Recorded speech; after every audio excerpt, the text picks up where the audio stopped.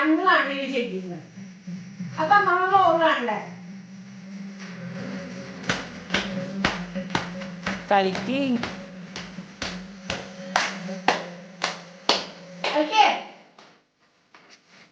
കൈകൊണ്ടില്ല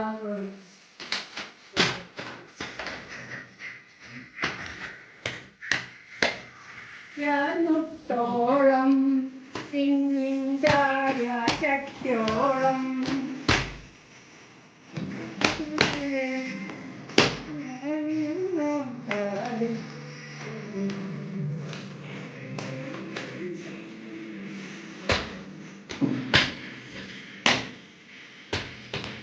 ഇതേ കാണാൻ